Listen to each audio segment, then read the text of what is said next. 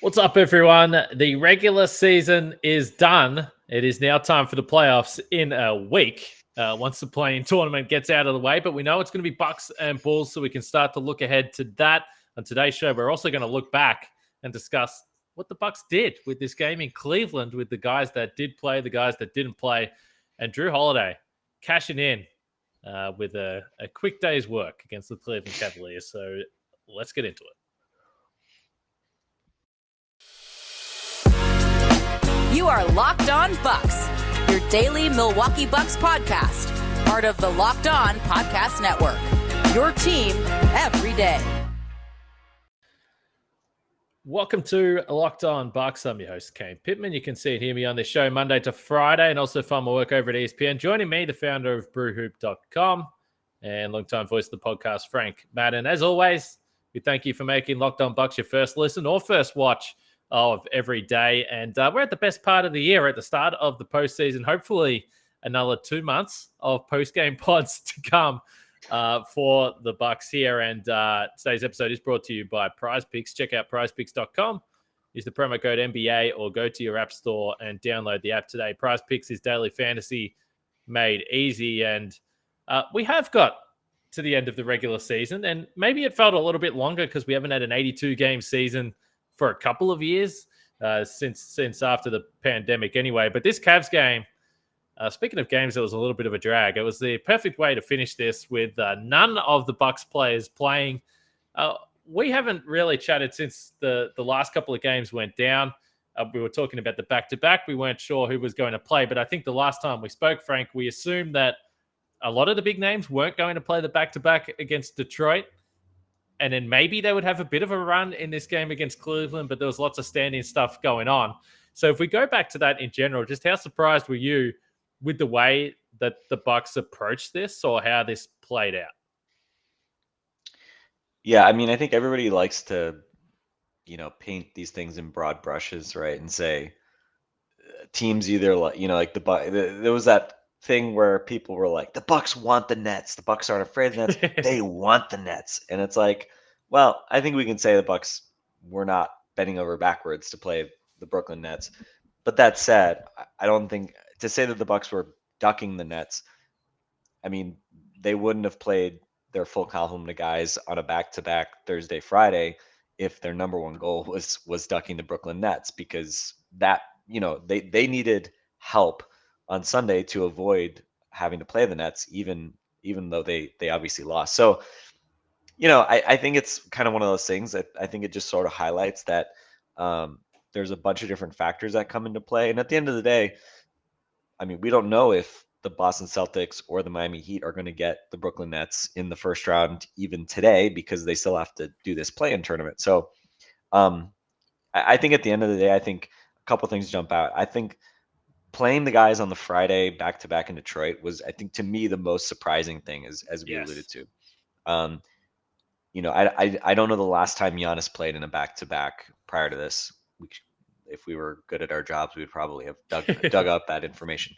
But certainly that was not really a thing, right? I mean, we saw that Clippers game where if they had really wanted like the number one seed, even they would have played their dudes in that Clipper game, which was a game that was kind of there for them to take, given that the Clippers also rested pretty much everybody.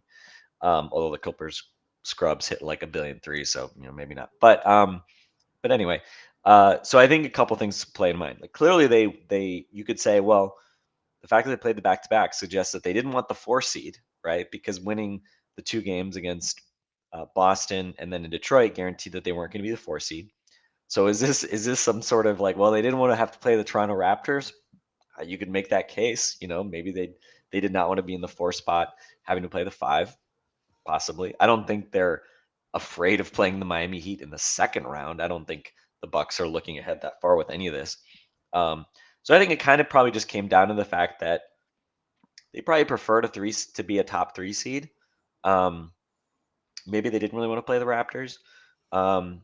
And the other piece of this too is Cleveland really did have something to play for on Sunday, and definitely would have had more to play for even if the Bucks had played their regular guys.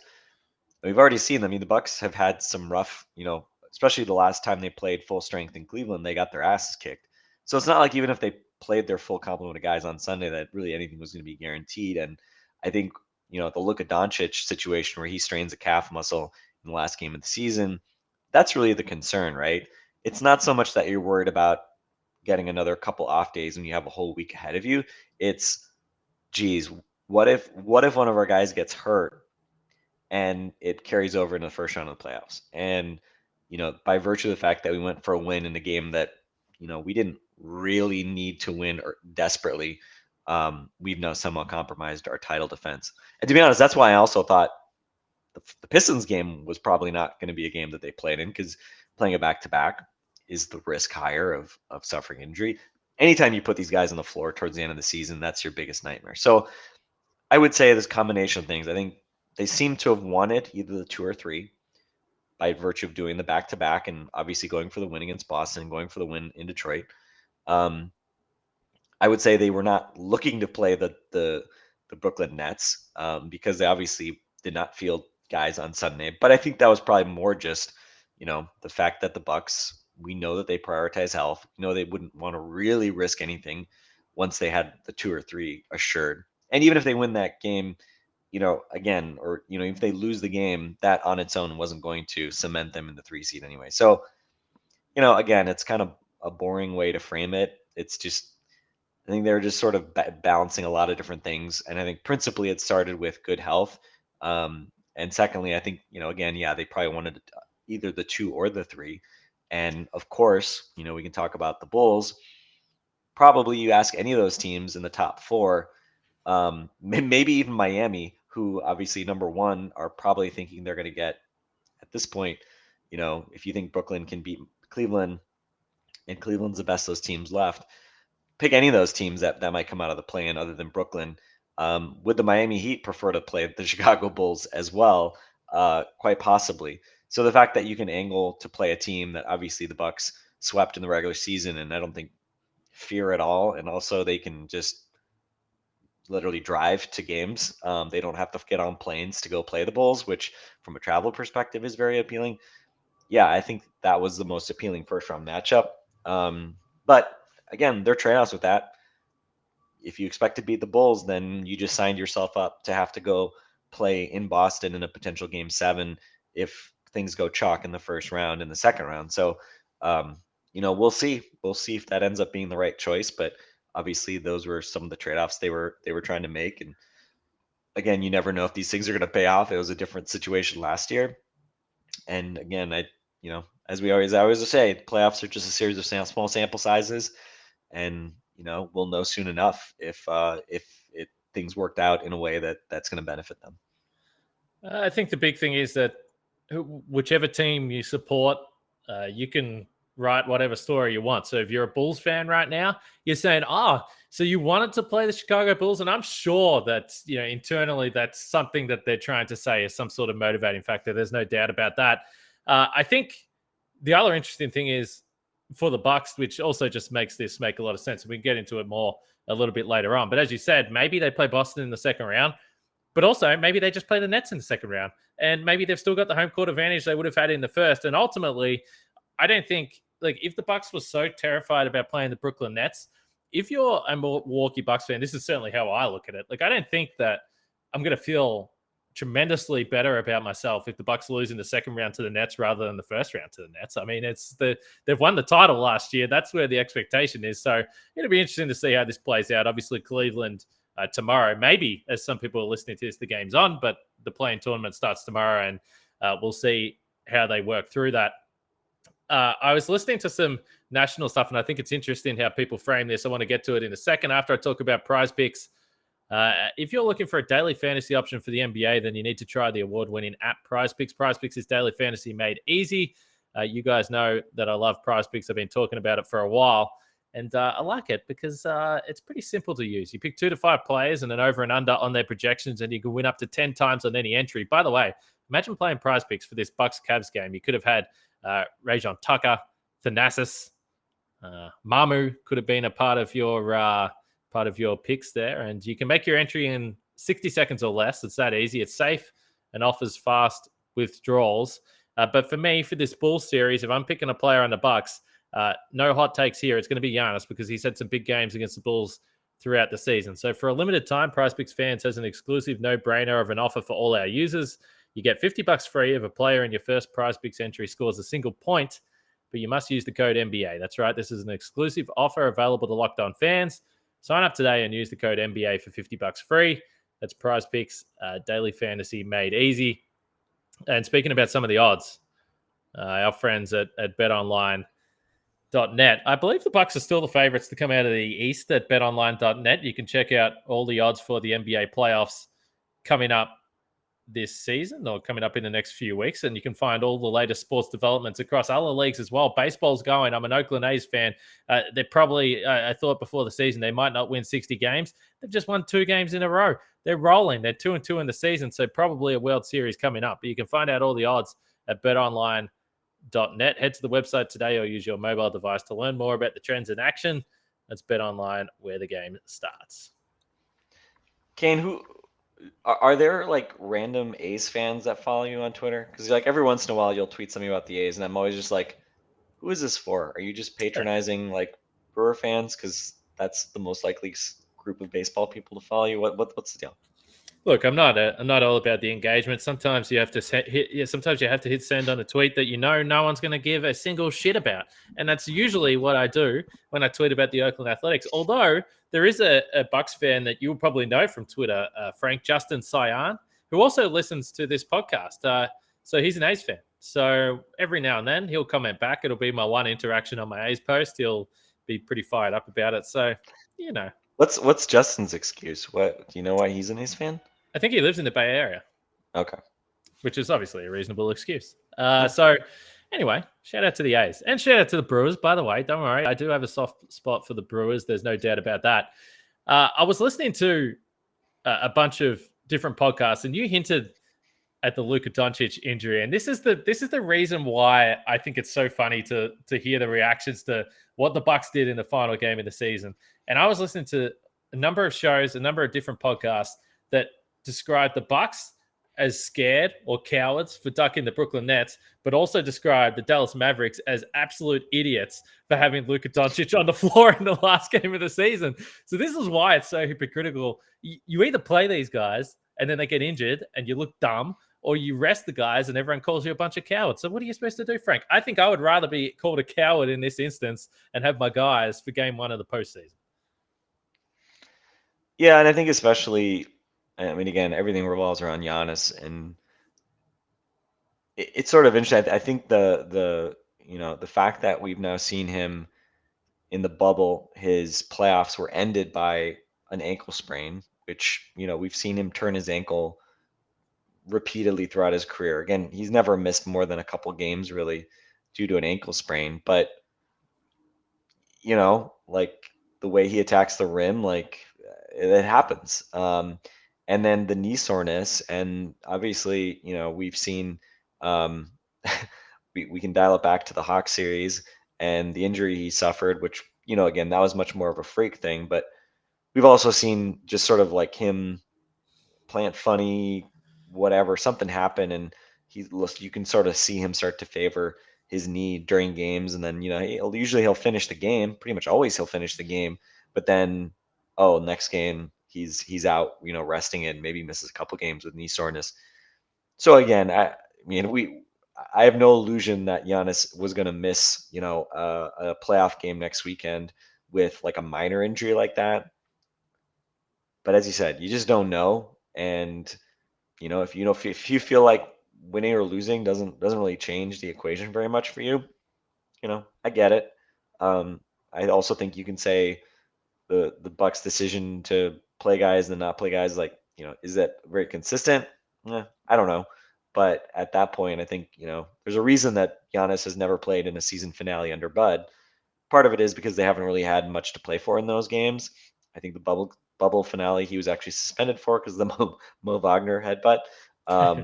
But you kind of reach that end, and it's sort of like, all right, why play with fire unless there's something really important at stake here, right? I mean, if this was like a decision between being like the 4 or 5 seed and it's going to swing, home court in the first round or something like that, I'd be much more inclined to go for it. I don't know if the Bucks would, but I certainly would be. And again, I think the Bucks probably care less about home court advantage, especially in these kind of second, third round scenarios than I do. Um, and obviously, the first thing you can do is point to last year and the fact that you beat the Nets without home court, you beat the Suns without home court. But I will point out as well, they were 2-5 on the road in those series, and they only won those series because they were 6-0 at home.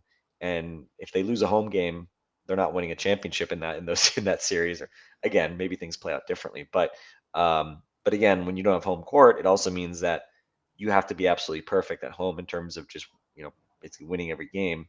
And again, hopefully the Bucks will get to a second round here without too much hassle, and then we can sort of have that big debate depending on who they play. As you said, if they play the Nets, it's academic.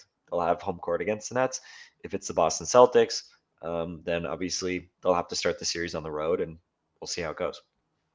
And I kind of hinted to this at the start, but I do think it's a little bit different. Like last year, particularly coming into that series against Miami, I do think that the Bucks beating the Heat the way that they did got some sort of mental benefit from breaking through that barrier. Now that they've already done it and they have won some big games on the road, I don't think, like I've heard some people say that this means that the Bucks won't have some sort of mental edge. And it's like, well, they just went through and won the title. I don't think that's as important as it was 12 months ago. That's to me anyway. Just quickly with the Jrue Holiday stuff, and we're going to talk about Bucks and Bulls all week long if people are wondering why we haven't dived headfirst into this series. We've got a crossover with Locked On Bulls coming up. Obviously, me and Frank will talk about it as well. But the Jrue Holiday stuff was interesting. This was the one poor man that had to get into uniform for this Cavs game. So everyone probably knows the story by now. He fouls on the first possession, out of the game, reaches the 67 game qualifier for his bonus, which I think Bobby Marks was tweeting was around $306K, which obviously that's a nice day's work if you're Jrue Holiday coming on the floor. And it was great. The players were laughing. Giannis was like rubbing his hands together or doing something silly. Like they were all very, very much aware of what was happening. But Jrue has really been cashing in on these bonuses. I'm throwing this at you without asking you, so I don't know if you know off the top of your head. But obviously, he had a whole bunch of unlikely bonuses last year. There was a bonus for a championship, I believe, as well, Frank. But shout out to Jrue Holiday for just cashing in on absolutely just about every single dollar he possibly could on this contract. Because a lot of the times, these don't come through. Yeah, I mean, and I have a tab in my. See, that's why I'd have no fear about doing this. I mean, that's how complicated his contract is. And the annoying thing was when you extend a contract and you have this type of bonus structure, like basically you have to carry over the likely versus unlikely kind of this bonus structure when you do an extension like this. I would have loved it if if that wasn't the case and he could just have a normal contract that doesn't fluctuate wildly based on, these criteria being met or not. But the interesting thing is, you mentioned the 306,000 or whatever. I think he's got, 918,000 in sort of statistical milestones for this year that were likely and that he's going to hit. All defensive is $120,000 bonus. Getting to the NBA Finals is $240,000, and winning the NBA Finals is $1,020,000. And kind of one of the funny things is sort of this idea of likely versus unlikely. The simplest way to think about it is if you did that thing last year, it's likely. If you didn't do it last year, it's unlikely. So last year, we talked about his bonuses and his likely bonuses and all that. Winning an NBA championship was not part of the likely bonuses because obviously he hadn't done that before. He didn't do that the year before in New Orleans. Bucks hadn't done that. Now, because the Bucks won a championship, when you look at his expected salary number for this year, it includes, just again by virtue of the fact they did it last year, making the finals and winning the championship as an expected bonus. So yeah, his if the Bucks lose in these finals, his salary number will fall sort of in all these cap spreadsheets by about $1.25 million. And again, obviously the whole Bucks franchise wants to win another NBA championship, but the irony is if they don't win an NBA championship, they'll get back about $5 million in sort of expected money plus tax on top of that, right? Because there's about a 3.5x multiplier on whatever bonuses or incremental dollars they spend because of where they are in the luxury tax. So that 8 seconds that Jrue Holiday played on Sunday, net cost the Bucks over $1 million in terms of total cost when you factor in the bonus salary as well as the tax impact on that. So yeah, these are just the weird kind of random things that I track in a spreadsheet and you guys don't have to think about. But yeah, that made for a funny little subplot for that game. But I'd say from here on out, get to the finals, win the finals. I think we're all pretty well aligned that's the goal for everybody. Yeah, and of course, as you sort of pointed to, everyone, including the owners, for everything else they get from winning a title, I'm sure they're totally fine with it. But it just is funny to think about when they made this trade. And last year there was all this cap stuff.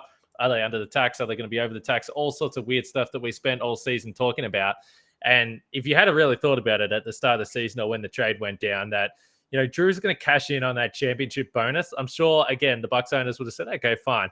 But it is just hilarious to even think that those things are in the expected salary now. You play for the Milwaukee Bucks, it's expected that you're going to cash in on this NBA Finals bonus, which is just absolutely absurd. Tell you what's not absurd, that's the prices at rockauto.com, the family business that's been serving auto parts customers for a number of years. And I can tell you about some of the likely bonuses of shopping at rockauto.com. And that's that you'll save time and money when you're using Rock Auto. You'll save up to 30%, 50%, or even 100% more.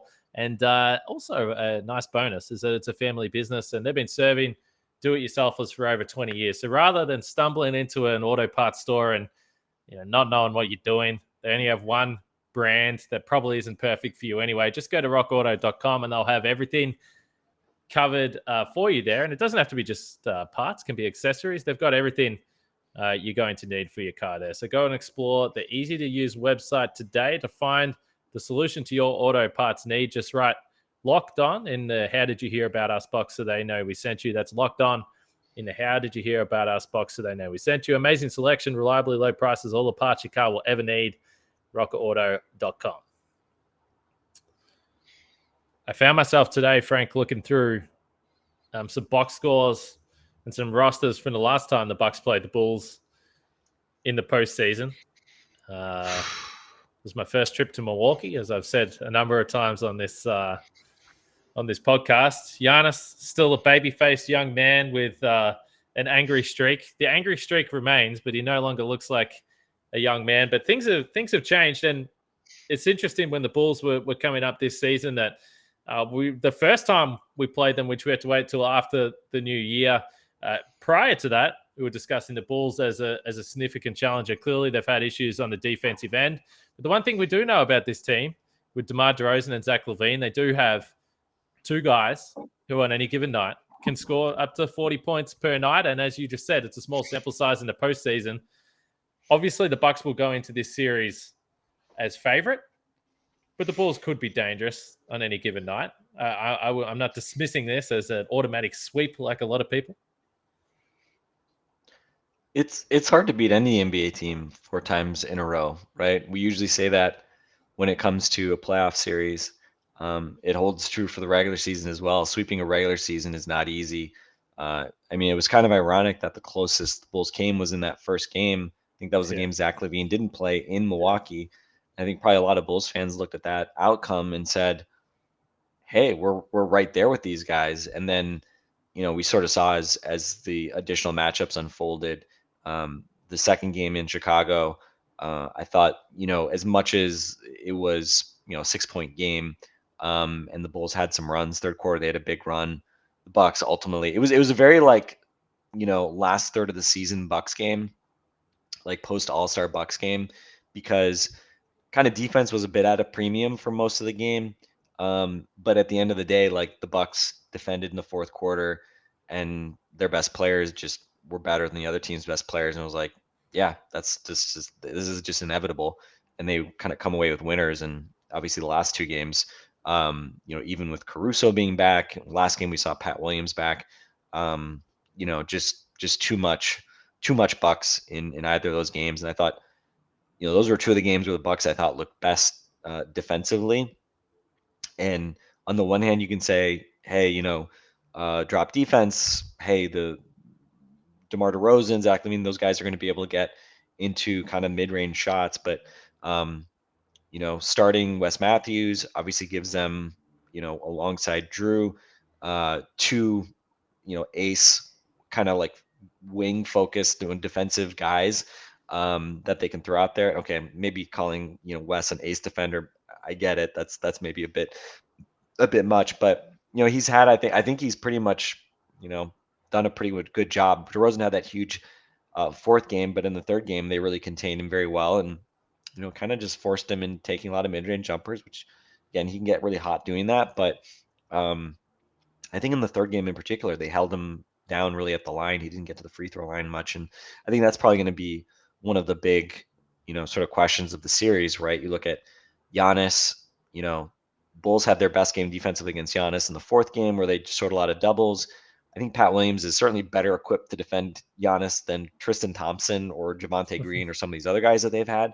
But that said, I mean, Patrick Williams isn't like a defensive stopper against Giannis per se either. But, do they maybe get something out of that where like, hey, they're going to show a lot of quick doubles and just try to take the ball out of his hands? Maybe more like the Miami series last year where Giannis had to become a little more of a distributor, didn't really get into the same flow offensively. Again, we'll see kind of how all this unfolds. It'll be nice to see, obviously, Giannis, seeing them a little more unleashed, right? And Bud presumably not going to be afraid to play those guys major minutes. Again, we've been saying all year long, right? We've been waiting for the Bucks to get back to the playoffs. This is what that this team was waiting to get back to.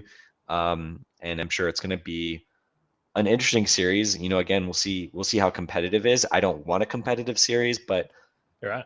I mean, the Bulls have the firepower to do it, right? I mean, if the Bucks have some poor 3-point shooting games, I think the fact that the Bulls have not been, a big 3-point shooting team all year, and that got worse after the All-Star break. That's part of why they really, I think, can stylistically play into the Bucks' hands, because if you're not going to hurt the Bucks by bombing threes against them, they don't, they're not a team that dominates at the rim. They don't have like a bunch of like athletic size guys down low, and they don't have, again, just 45, 50 point 3-pointer attempt games and raining 23s on you. Like that's not really their style either. Knock on wood. So again, I think stylistically it presents a challenge for Chicago. But again, interesting to see these teams reunited. I think this first Bucks home game, I predict it will go better than the 54-point loss in Game 6 the last time these teams played at a home game or a game in Milwaukee in the playoffs. That was the night before my wedding day, by the way. I was getting married that weekend, so I had lots to distract. I mean, I was like, oh, screw the Bucks, right? Forget it. I'll focus on getting married this weekend to my wife, who's a Rockets fan. But these two franchises obviously in very different places now than they were in 2015. So it'll be interesting to watch. And certainly also, I mean, the proximity, the fact that we've always seen lots of Bulls fans in Milwaukee, we've seen increasingly Milwaukee fans going down to Chicago as well. That obviously also adds just a different wrinkle to this, and certainly can help neutralize the Bucks home court to an extent. Yeah, I remember walking out. So the first live game I ever went to was Game 3. Then I went to Game 4, which was the Jared Bayless game winner. And all I remember is walking down the Bradley Center and seeing a Bucks fan. There was all the buses, I guess, were leaving to head back down to Chicago. And I just remember this Bucks fan, maybe as a listener to the podcast, they can let us know, picked up a broom off the floor, walked in front of the bus and just snapped it over his knee, and then started yelling with the snapped broom over his head. So what a celebration it was. Obviously the Bucks didn't win the series.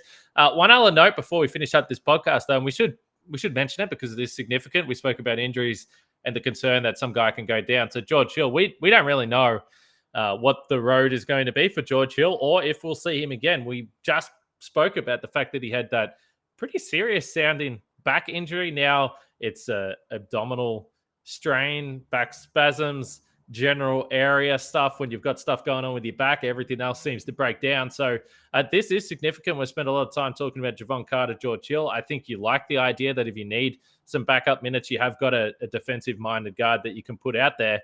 But this sucks for him, and it does, bring up the idea that maybe we have seen the last of George Hill this season.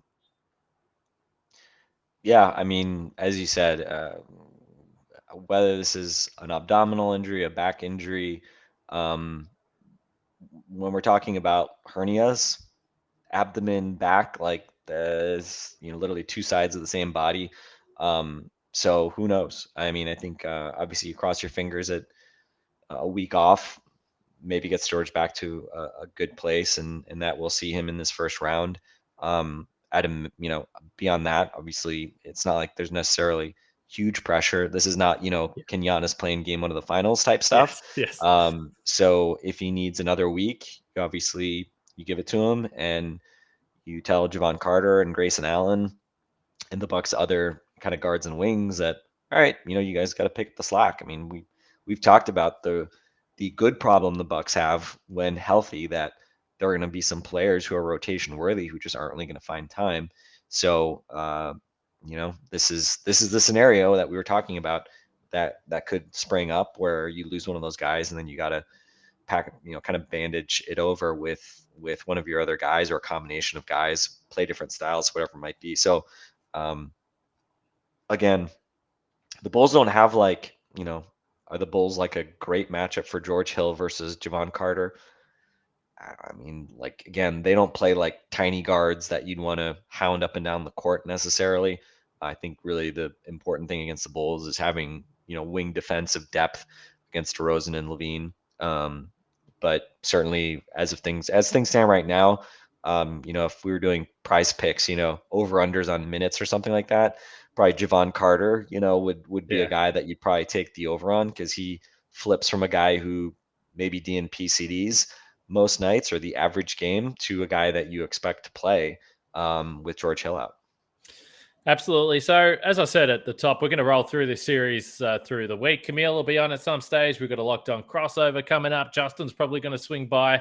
I'm trying to plan some other stuff. We'll see whether that comes up as well. But it's playoff time. So, we're going to have some fun here. And hopefully, like I said at the top, it's going to be a busy couple of months for us as well. So, this is going to be a good series. At times, we've had some days where we've just had to grind out the podcast, Frank, but I'm ready for playoff basketball. I'm ready for this to get started. And of course, tomorrow, the next couple of days, the play-in tournament's on, and we'll see what these matchups are going. Who are the matchups you want? Let's finish on that. Who do you want to get through the? And of course, you can have best case scenario for the Bucks.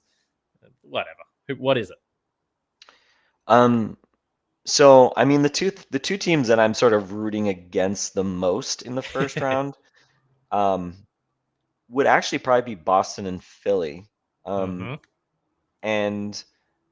I think it's interesting because you can certainly, I think you could make the case that Boston you would have most liked to see in the number 4 spot, because it seems like Jaylen Brown and Horford wouldn't have been eligible to play in Toronto due to their vaccination status. In the flip side here with Philly going there, you only have Matisse Thybulle missing out. But again, the Raptors, beat the Sixers 3 times I think in the regular season. Yeah. They bottled up Embiid pretty damn well, and so it puts the Sixers in a really interesting spot, because not that Toronto has they don't have Marc Gasol anymore, who defended Joel Embiid very well back in the day. Precious Achiuwa is not what you typically call like an Embiid stopper, but they have so much length and they can swarm, and Nick Nurse and his tactics. I think that's going to be a challenging series for Philly. And I think likewise, Boston presumably getting the Nets is certainly another really interesting series. I think honestly, the fact that the Nets are not like a team that really attacks the rim that much means that they probably won't miss Robert Williams. The Celtics probably don't miss Robert Williams. This is my theory, at least. Maybe the Celtics don't really miss Robert Williams as much in that series as they might otherwise have. Going small and mobile might actually be just as well for them. And again, I'm sure they'll always be better having Robert Williams as an option. He actually was one of the few bright spots last year when those two teams played in the first round and the Celtics got blown out in 5 games. So I think that one is certainly going to be interesting. I mean, I will be rooting for the Nets against the Celtics, and I will be rooting for the Raptors against the Sixers. Hey, you could argue to me that the Raptors actually are a tougher matchup for the Bucks in the playoffs than the Sixers. I could buy that. But the nice part about sort of looking at the 1-4 matchups is, those are the teams you're not going to have to play until the East Finals potentially anyway. So they're a little bit more out of sight, out of mind. So certainly my biggest, kind of focus in terms of other series is going to be on the 2-7 between Boston and, again, presumably the Nets, but maybe not. Maybe it's the Cavs. And I think that could certainly be, a very, very interesting series. Probably, I mean, is there a more interesting series in the East first round? I think, again, Philly, Toronto is going to be very interesting. I don't know that it's going to be like TV Not interesting. nationally. Yeah. Yeah, like nationally, I think certainly the Nets Celtics series is going to be the big talking point, especially given it's the two East Coast. It's the Tim Bontemps, It is. East Coast coverage teams series. That's not going to be showing any games on NBA TV for sure. What is it like for you? Are you other keyed in on any other series?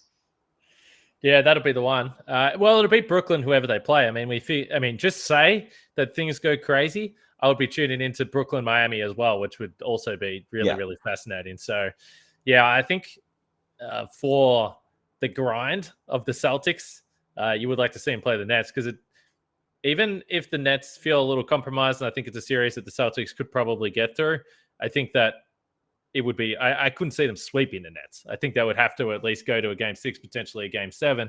And I did hear a theory on one of the podcasts I was listening to about Kevin Durant and the amount of minutes that he's going to have to play. He's probably going to have to play 46 minutes. So that's the other side if you're talking about Bucks and Nets. If Kevin Durant has to go through a series of playing 7 games at 46 minutes per game and then start with Giannis and the Bucks, that also is at least somewhat of a help. So it's going to be fascinating. I think the East playoffs are going to be pretty wild. So I'm looking forward to it. I'll definitely be tuned into these playing games tomorrow anyway. Yeah, for sure. I mean, any game. I mean, do you remember that game? I think it was Minnesota Denver Yeah. 4 or 5 years ago, which was One before the off. Yeah. play-in, but Yeah. it was like a one-off. Literally, whichever team wins go to the playoffs. I mean, that's obviously, I don't know how many times that's happened in league history, but just having guaranteed, a few games like that a year, I think is really fun, especially coming on the heels of March Madness, bringing some of that kind of randomness to the NBA is pretty fun. So yeah, I'll definitely tune in. And I think the other piece, obviously, we didn't mention, but the 2-7 Kyrie versus Boston. I mean, Yeah. Hey, if the Celtics win, part of me is going to enjoy Kyrie having to lose to the team that he spurned and left on the way out, and a city that I as much as I lived in Boston, the Boston area for 15 years. I do not share much in common in terms of rooting interest, but despising Kyrie, I can show some Boston solidarity on that front. So that's the one thing that's making me less excited about having to root for, not having, but choosing to root for the Nets in this first round series. And certainly, to the extent if the Nets do lose, I hope it's because Kyrie sucks. Let's be honest. That would be the most fun way to see the Nets lose. But yeah, it's interesting though too, because kind of as you pointed out, I mean, somebody's going to have to defend Kevin Durant for 46 minutes a game or whatever he plays. Though obviously the Celtics have more than one guy that they can throw at that task, whether it's Tatum, Brown, Grant Williams, whoever I'm forgetting. I don't know if they put Marcus Smart on him very much, just given the lack of size, but we'll see. I think Kevin Durant is must see TV in the playoffs, I think, and again, 20 years from now, I'll still be thankful that the Bucks were able to take his absolute best shot and still come away with a series win on the way to a championship. Because again, it feels like you're up against a lot, when you have to play KD in a first round. And again, I say that like I was not like afraid of the Bucks having to play the Nets. I think the Bucks are a better team, but you just never know with KD, and he's just something special to watch. It is more fun. I got to say this. You didn't get to experience this during the Olympics because you obviously were not rooting for Team USA, but it's nice. It's nice when you get to root for Kevin Durant. He's a much more fun guy to root for than against. Yeah, well, he got the double on me because he torched Australia when Australia were looking pretty good in that Olympic game there as well. So one other thing I'll say, check out the Locked On NBA podcast because I'll have you covered for the rest of the stuff going around the NBA. If you want something after you listen to the Bucks specific, listen to the Locked On NBA podcast, and they'll have you covered. Like I said, we'll be back tomorrow. We'll be back after the playing game. We'll let these playing games go. We'll have those results. We'll have a bit of a clearer picture of what could potentially happen moving forward as well. So make sure you check that out. But for now, yes. Kane, before we go, we teased it the other day. You went to the F1 race in Melbourne here. Folks who aren't interested in this can log off. But it sounded like you had a good time. Did you just get drunk and baked in the sun, or what was the day like? How long were you out there in Melbourne? Baked in the sun, that's for damn sure. It was hot, and it's like summer's well and truly gone, but just the weather was spectacular for this race. It couldn't have got any better. And by the way, for those people that have never been to Melbourne or had no idea, I got to tell you, it looks pretty spectacular, Melbourne on TV. I got to give my city a little bit of credit here. It was looking good. But yeah, it was like over 80 degrees, just straight sun. Got there at like 10 o'clock in the morning, walked around. There's stuff going on everywhere. A few other races during the day, which we didn't really watch, but we were just, had a few beers, cruised around. So many people. There was 140,000 people there, I think, on Sunday. So we didn't get too drunk because getting a beer took about an hour. But it was a great day. I'd never been to the F1s. I still think it's a better TV sport. Like watching on TV, you really you can see everything that's going on. When you're at the track, you don't see it as much. But I'll still probably definitely go if I'm in Melbourne every year. It's here from now on because the live experience is like ridiculous. Just like the noise, how quick they are. I know it's obvious, but in person, it's absolutely dumb. It's dumb and we were on a really high speed part of the circuit. They were going like 300 plus K an hour, so whatever that is in miles per hour. But 200 miles an hour, yeah. Seeing how close they are to each other at that speed is just like absolutely absurd. So yeah, I had a great day. I wouldn't say I'm like a motorsport expert, but it was awesome. I would go back for sure. Were you rooting for anyone in particular? Or you just sort of like Ricardo because he's Australian? Yeah. Yep. We were all behind him, and he did really well. Finished sixth, which is pretty great result, really. I mean, he had a rough start to the year, so that was fun. He's driving for McLaren at the moment, which is orange. So it was just like everywhere you looked was just like orange in the crowd. Everyone was like right behind him. So yeah, it was good. We weren't close enough to any drivers, so no real cool experiences from that regard. But yeah, it was a fun day. I would go back for sure. You're going to go to Austin, Frank. I looked at it the other day because I just binged Drive to Survive on Netflix over the past few weeks. So I just took a shot of 4 straight seasons of that, and then I was wait. So did you watch on the weekend or no? It was midnight, I think. I didn't watch it live. I recorded it, and I fast forwarded 2 parts of it, but I watched a lot of it on DVR on Sunday, and I was. My German aunt got me into Formula One in the 90s when Michael Schumacher was racing. Right. And then I followed it like closely. I didn't watch tons of races, but I followed it every week, every 2 weeks, whatever, when he was at Ferrari and winning the 5 straight championships. So I have a soft spot for Ferrari. But after watching Drive to Survive, like there's so many likable guys. Like Ricardo's like probably like my favorite just dude. Like if you just had to hang out with one of these guys, right? Just hang out randomly, do stuff with somebody. Ricardo probably be at the top of the list. He's just a really funny Australian, dude. Typical. Exactly. He's an Aussie. Aussies and Kiwis, right? Got it. Steven Adams, probably wins that title for NBA players. Yes.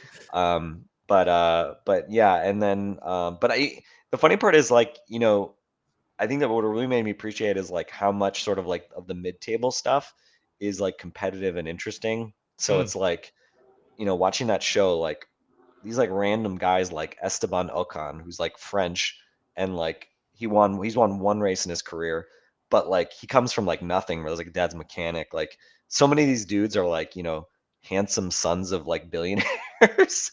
And it's just sort of like, it's kind of like, fuck that guy, like on some level, like it's like it makes sense. Like this is not an easy sport to get into. So some of these dudes like Lance Stroll, whose dad is like a billionaire and funds the Aston Martin team. Like I'm not going to root for Lance Stroll or whatever. No, he was not popular. He was the least popular on Sunday. He basically got booed every time he drove past. So, Mick Schumacher, I'm watching because he drives for Haas, which is the American team too. And again, he definitely does not come from nothing because his dad is, a 7-time F1 champion. But actually, Michael Schumacher came from very modest background. Like his dad had like a karting track. I just watched his Netflix biography, which is interesting, kind of sad, just because of what happened to him post racing. But I would be really cool to see Mick Schumacher do well. He's obviously a young guy. But yeah, there's just like a ton of likable guys, and I don't know. Lewis Hamilton, honestly, like I was like kind of like, oh, I probably won't like Lewis Hamilton that much because he's like won everything and blah blah blah. But watching the series, I definitely like was like, man, I like Lewis Hamilton. And Toto Wolff, who's the team principal of Mercedes, like I mean, he's Austrian, but just has very sort of stereotypical sort of German sensibilities, which I just found very amusing and fun. And also looks like a villain. He's like the Queen. He's like the Queen Snyder of F1. A little bit, yeah, and he's like 6'5", like he's way taller than like all these other dudes, even though he used to race as well. So yeah, it's fun. I gotta say, I just, basically I feel like the Drive to Survive, you either come out like more in the, Lewis Hamilton, Toto, Mercedes camp, or the Red Bull, Verstappen, Christian Horner camp. And I ended up, and I didn't expect this, but I ended up sort of swinging wholly to the Mercedes side. So so we'll see. But they're not having a great year, but that's fine. They did pretty well on Sunday. So just, I don't know, a lot of likable dudes. And it's weird now watching races and not Drive to Survive. It's like, where are all the interviews? Like, I know. Tell me what's going on. Like, show me stuff from pit road where they're like complaining about each other, and show me the drama. But anyway, I guess we'll have to wait until next year for that next season of Drive to Survive. But great mark. I mean, I'm the 80 millionth person to say it, but just a phenomenal show for marketing the sport. And I think they probably have sensationalized certain aspects of various pieces of it, but just super entertaining. Even if you're not like into racing, it's a great way to just sort of get your arms around the sport. And it's a really fascinating thing for sure. And by the way, I agree. Like, watching the in-car stuff, how these dudes, first off, you see them going through chicanes, and the turns and the speed is just unbelievable.